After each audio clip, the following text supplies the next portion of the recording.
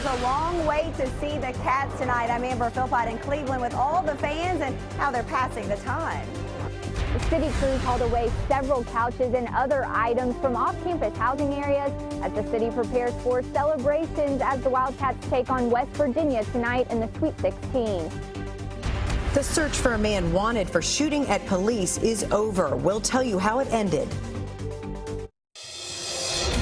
Tracking, alerting, protecting.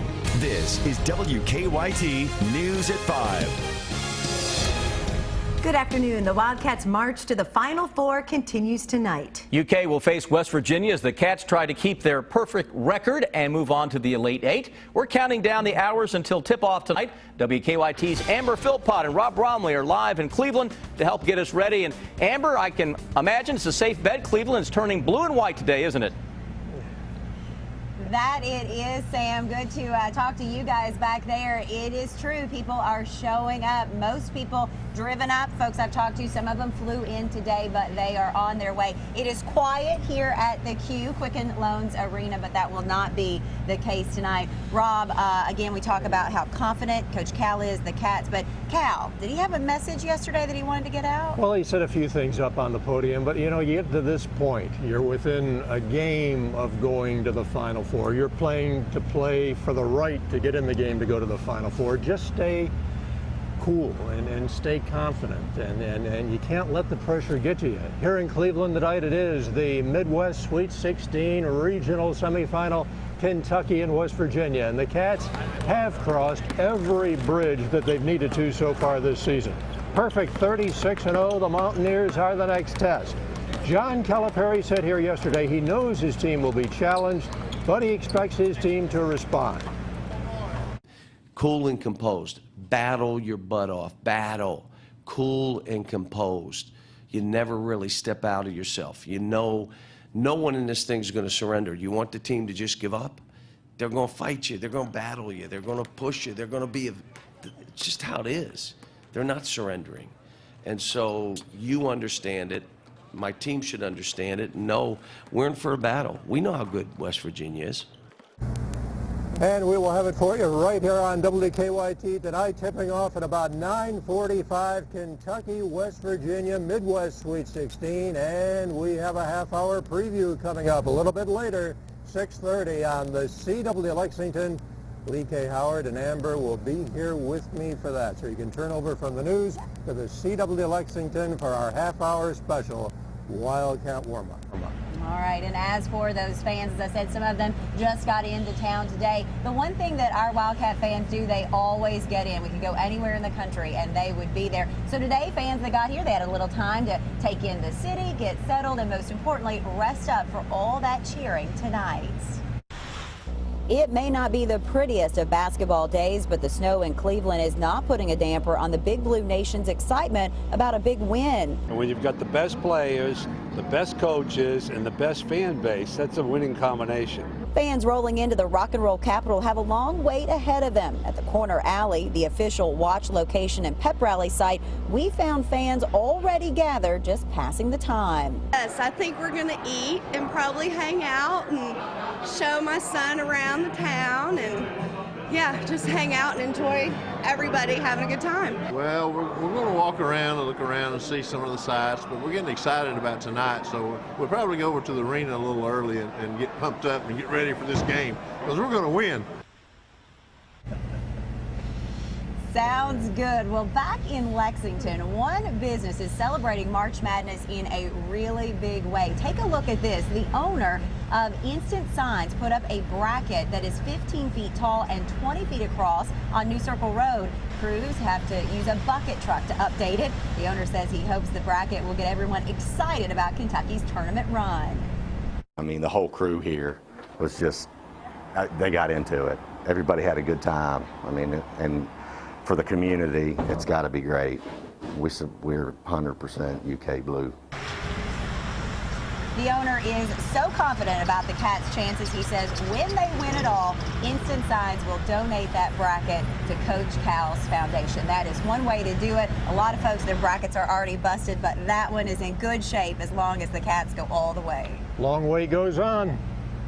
9:45. Hopefully it won't be as long as last Thursday. No overtime, right? No overtime. We will be here with you. We have a lot more to bring your way coming up at 5:30 and 6, and of course our special. But that is the story here in Cleveland. Back to you. All right, I'm planning for a late night, gang, like 1 o'clock in the morning kind of stuff. So we'll be here with you. Thanks, Amber and Rob.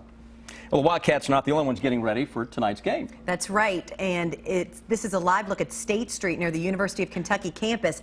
It's calm right now, but it's been known to get out of control following big UK wins in the NCAA tournament. Today, an emergency area went into effect to try to cut down on any post-game madness. WKYT's Hillary Thornton shows us what the declaration means.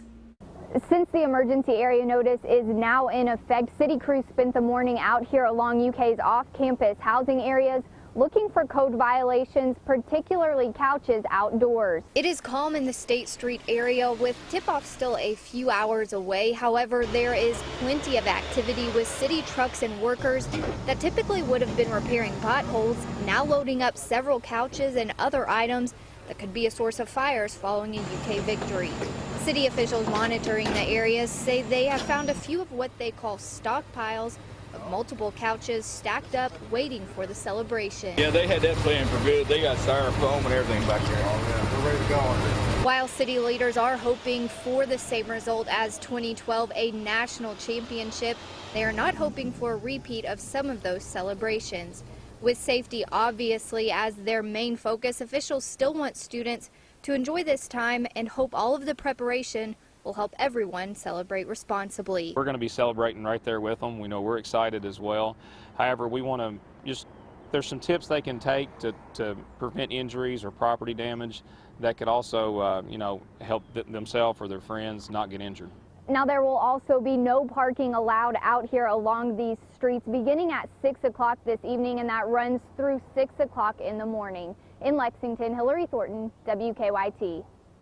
The emergency area notice is in effect until the morning after the championship game.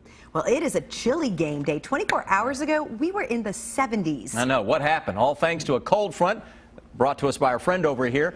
Big drop in temperatures came with it. WKYT Chief Meteorologist Chris Bailey's tracking the changes. I'm kidding about you bringing it to us, but, it is what it is. It is what it is. I wish I could control it, but you know what? I brought you 70 yesterday, too. That has to count for something out there, but it is ugly across central and eastern Kentucky, and a case of the ugly setting in out there this evening. Quick look at our live sky cam across Hamburg Pavilion. Visibility is coming down as the rain continues to come down a little harder. We're stuck at 45 degrees, been there for a little bit now. North to northwesterly wind, 10 miles an hour, making it feel like upper 30s at times into parts of the area. That 45-degree thermometer is very, very popular into most areas. Still the occasional 50 showing up into far southeastern Kentucky.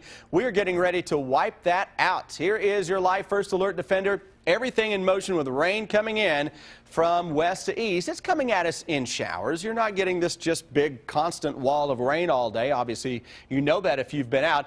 Rain across southeastern Kentucky beginning to pick up in coverage now from parts of the Licking River Valley, the Big Sandy Valley, back toward London, eastern parts of Pulaski County, down toward the Williamsburg area. Lexington Metro, rain is picking back up over the next couple of hours. Locally heavy downpour showing up into parts of Frankfort and the Franklin County area, and that extends back to the southwest. So no matter how you slice it, it's a soggy evening. A passing flurry of all things, even a possibility into your Friday as the cold takes hold. Guys, coming up, we'll talk about how temperatures climb as we go into next week. We're flipping the calendar to April into your 7-day forecast when I come back in a few minutes.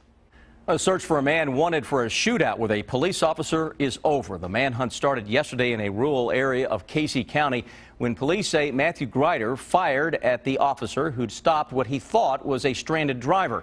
It ended this afternoon on a Boyle County farm. Our Phil Pendleton shows us what happened. There was a lot of concern along the Sand Knob Road area on the Casey-Boyle-Lincoln County line on Thursday. We're just hoping he doesn't come knocking on the door or come around, Yet police say that's exactly what 36-year-old Matthew Dale Grider did sometime after police say he shot at a drug enforcement officer during a traffic stop Wednesday afternoon. Knocked on their door, and that person recognized him and obviously out of fear decided to give him a ride to a location on Curtis Road, which is actually just over the hill behind us. That person called police, K-9 units responded, and moments later police saw Grider and chased him through the woods. I mean, the whole situation was dangerous today. I mean, whenever you think about police officers walking through a wooded area and they can't see, very far in front of them, and they actually walked up on him and he had his handgun out. That's when police say Grider took his own life. The entire situation unfolded right in front of the police officers, bringing an end to a manhunt that started nearly a full day before and rattled a lot of nerves in the otherwise peaceful area. Never have anything to happen out here, I mean, it's just quiet and, we hardly ever have any problems. In Boyle County, Phil Pendleton, WKYT. Police also say that no officers fired shots when Grider took his own life. A man accused of shaking his infant son appeared in court this afternoon. Sean Wilson is charged with criminal abuse. According to an arrest citation, Wilson told officers he shook the 8-month-old because he wouldn't stop crying. Wilson has a long criminal history that includes burglary, violating an emergency protective order, and domestic violence. The Nest, an organization working to prevent child abuse, says the case is upsetting. This pattern of violence happening over and over and over again. It's tragic that it's come to this point before this person is finally possibly going to be stopped. And the baby is in the ICU unit at Kentucky Children's Hospital with extensive head trauma. Startling new information today about the final moments before a plane carrying 150 people crashed in the French Alps. Prosecutors now say the co-pilot intentionally brought the plane down. Tina Kraus shows us what the cockpit voice recorder reveals about the crash. French prosecutors say the co-pilot of the doomed Germanwings jet intentionally flew the plane into the side of a mountain. Refused to open the door, turn the button to get down the plane. Authorities say the cockpit voice recorder reveals that German co-pilot Andreas Lubitz locked the captain out of the cockpit after he left to apparently use the bathroom. Lubitz then manually set the plane on a descent. Investigators say the captain is heard pounding on the cockpit door to get back in as passengers screamed, but the 28-year-old co-pilot did not respond. No word during the 10 last minutes. German and French investigators say Lubitz had no terrorism background. He is from the German town of Montabaur. CBS News has learned Lubitz trained at an Arizona flight school in 2010. He had a U.S. pilot's license and was last in America in October 2014 on a crew visa. Family members of some of the 150 people who died are traveling to the French Alps to get as close to the crash site as possible. In Germany, a moment of silence was held this morning for 16 students and 2 teachers who died on their way back from an exchange program in Spain. Prosecutors told victims' families what was on the cockpit recorder before they made the details public. Tina Kraus, CBS News, Saint-Lazare, France. Lufthansa says Lubitz trained in Germany before starting to fly for Germanwings in September of 2013. A governor takes an action he's normally against to stop a public health crisis. What the problem is in Indiana next on WKYT News at 5. There's a new way to decrease the risk of stroke in people with heart rhythm problems. We'll show you how it works in Better Living.